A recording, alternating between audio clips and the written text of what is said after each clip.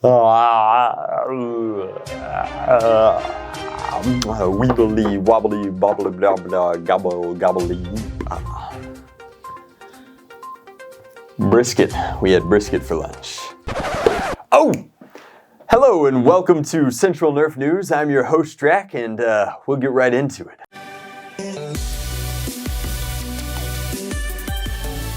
Starting with our most exciting piece of news from the mothership, we have the Storm Charge. Now, the Storm Charge appears to be taking a lot of inspiration from like a Bobo-style rapid pistol build, except without the rapid part. So this is effectively the new Elite 2.0 Wild Edition Strife. It's a semi-auto blaster using full-length darts, coming in at $30, which, if you want to be fair to the mothership and adjust for inflation, is about what a Strife should cost. Where you get really interesting is you've got this shell design with stock and top rail and flat face that really harkens back to the days of rapid pistol builds. And nobody does them like Bobo.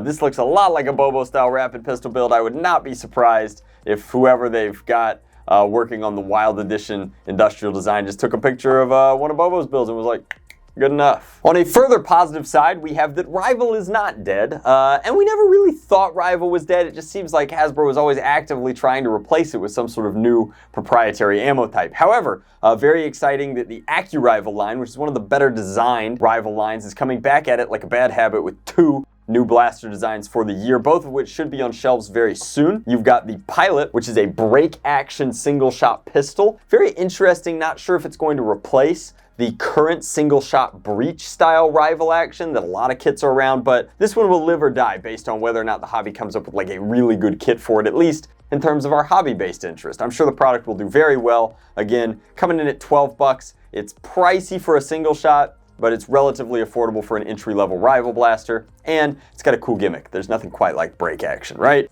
We also have the Forerunner 1200, which is 12-round internal magazine pump-action shotgun style-esque blaster, and we've seen these before, but with the AccuRival twist, I think that this is not nearly as cool as the Pathfinder, which of course we really enjoy over here at CNN. However, as an entry-level blaster coming in at 28 bucks, it's not a bad deal, and it's got really cute, really cool ergo features that are completely unique as compared to the relatively proprietary stock and options on the Pathfinder. So a little more versatile, a little different. The internal magazine versus the external magazine is really where you're either going to win or lose depending upon how consumers like to fling their foam balls. And as long as we're on Hasbro news, we'll say that while Rival might not be dead, D&D might be headed that way. So Dungeons & Dragons, a long beloved property bought out by Wizards of the Coast and then synthesized into their deal with Hasbro, is in an interesting position. They've got a brand new movie coming out called Honor Among Thieves, and along with blaster products for it and the movie itself, which doesn't look bad. It looks like a zany D&D action adventure run with way too much slapstick comedy, which if you've ever actually played D&D,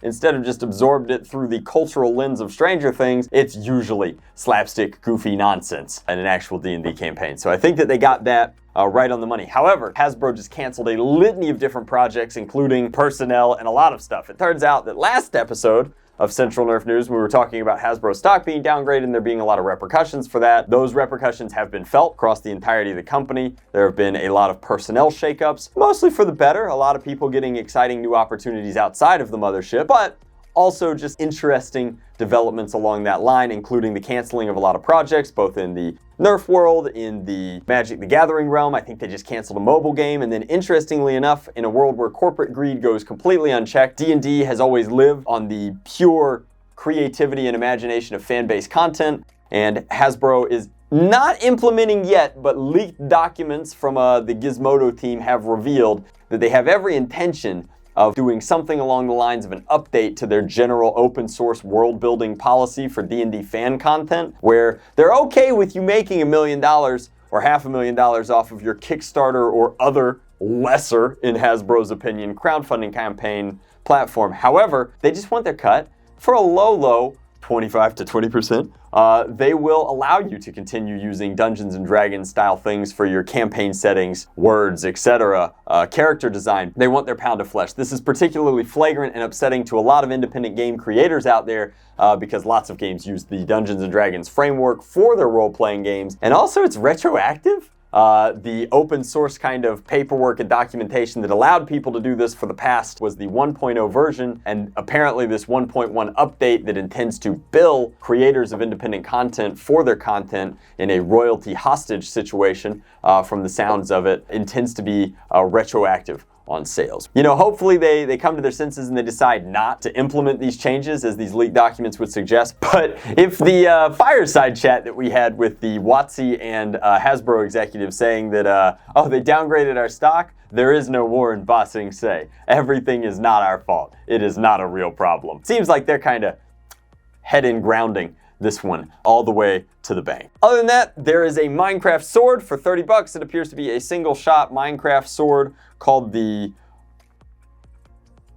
I'm not going to say that. At $30, even with all of the Minecraft flavor, and I'm sure that it's relatively game accurate, you have to decide for yourself if you want to pay $30 for what is probably going to wind up being a jolt. If you're super into Minecraft, why not? Go nuts. If you're not, pick up one of these new rival blasters instead for sure. And that lets us leave the mothership, or it would if I hadn't missed out on an entire pre-order category and I was just going through kind of Hasbro Pulse and their sort of secret lair stuff recently, and I noticed that there is a 40th edition of the G.I. Joe branding celebrated in Nerf form, where they're effectively going to sell you a Hyperfire with a G.I. Joe water transfer decal treatment to it, which is very reminiscent of the old San Diego Comic-Con Transformers blasters. Very interesting that they're making a new Transformers movie, but we're getting a G.I. Joe tie-in blaster instead of something sweet with Bumblebee on it. But I digress. For $80 and a pre-order, this one's probably a hard pass, at least for us over here at CNN.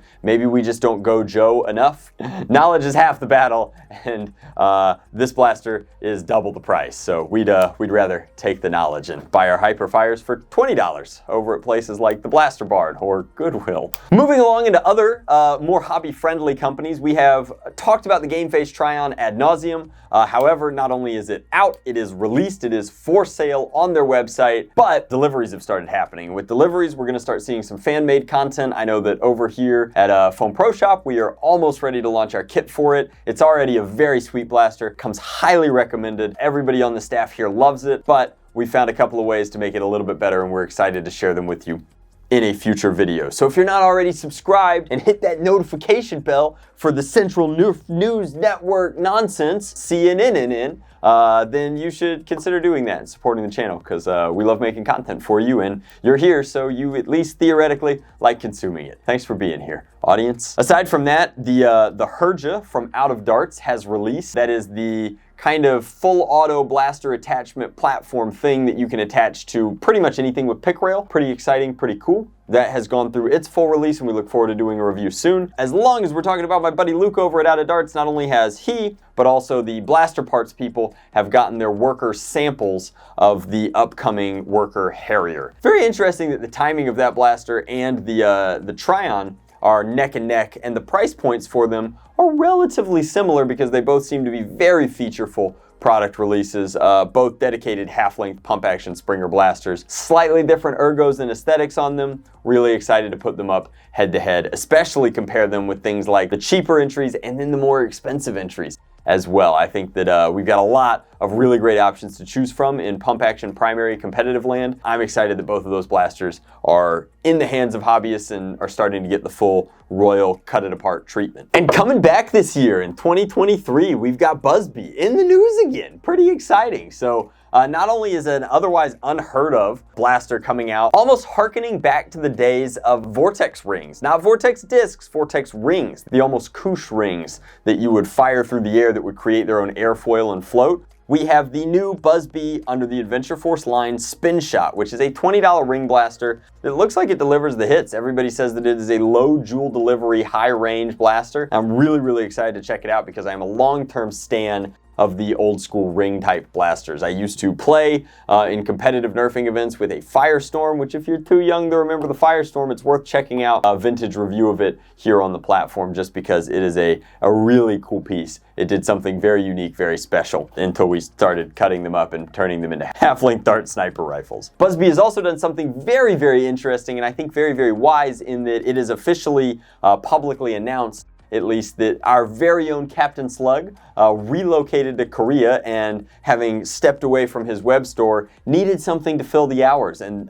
Busby brought him on board officially to do some of their design work. So hopefully we'll have handles that fit human hands. Alliteration aside, major congratulations to Captain Slug, and truly the rising tide continues to raise all boats. I think that him working in Congress with a major blaster manufacturer that puts product on shelf at, major distribution centers such as Walmart and Target and what have you is just really, really exciting and can only lead to better and bigger things. So congratulations to you, Slug, and we are all very excited to see the fruits of your labor. So before we move into the fan content, I just wanted to say thanks for being here. Thanks for watching. I hope that you guys had a great holiday season. Obviously, we took an episode off during our holiday season, and this is really designed to be something that provides value to the community and that I enjoy doing. And frankly, there wasn't a lot of news over the holiday, and I was very, very busy with my own holiday family and friends, and I had a lovely time. I got an exciting Christmas into New Year's kind of pipeline thing going, and so I took such a break that one episode away was enough to grow a beard, it turns out. So hopefully you guys don't hate Beard Drac, because Beard Drac can't hurt you. It won't be around for very long. I'm only wearing it through February, and then it's gone. I need it for a professional engagement overseas. So with that said, let's move into Mod of the Week. Our Mod of the Week is from @BamNYC. It is a resin lynx. It is very sharp. It has all of the great lynxy goodness, plus a little bit of additional hardware from RZ, allowing it to have an adjustable stock. I find that in bullpups, your stock length is very, very important because you're frequently always shouldered with the blaster. RZ stuff makes that a little bit easier, and it wasn't long ago that when a few people started experimenting with resin blasters, there were a lot of naysayers saying that resin wasn't strong enough, resin wasn't going to hold up to battle, blah, blah, blah, blah, blah. I have certainly had to replace a couple of resin pieces on personal builds over the years, but I've also had to replace PLA pieces on builds over the years, and by and large, all of the blasters that I've printed in resin are still going strong. They are very, very cool. If printed properly in the correct resin blends and materials, there's nothing to stop you from making a resin blaster, and between the incredibly high resolution and the literal world of color that you can get out of blending pigment into your various creations, you wind up with something really, really unique and cool. I mean, this looks like a ghost lynx. I hope that his clear doesn't yellow, because I have noticed that happen on some of my builds over time, but I really do think that it looks very, very sharp, and it's doing something novel with novel kits and a blaster that's modern and very competitive, and I would be happy to carry this into battle. If you would like to be considered for Mod of the Week over this next fortnight, then all you gotta do is head to the description box down below, click on that link to my Discord, submit your Mod of the Week, and I would be happy to choose the most compelling from amongst them. That is our Mod of the Week. Huge shout out to BamNYC. Keep making resin blasters. I think that they're really, really sharp. And now, it's time for everybody's favorite segment, featuring my illustrious co-host. Alrighty guys, so we are here to introduce our Dog of the Week. Jinx, would you like to introduce our Dog of the Week, Luca? Luca is a loafy boy. He is mostly fluff and likes Nerf dog treats. Well said, Jinx. I agree. He is quite the handsome beast, and his owner seems to have a pretty handsome beret there. I wonder if he wears it sometimes. With that said, we look forward to giving you some more Nerf news throughout the month of January. We'll hit you up one more time. If you would like your pet to be considered for Dog of the Week, throw them in the Discord. Same link, same place, and we will catch you guys next time.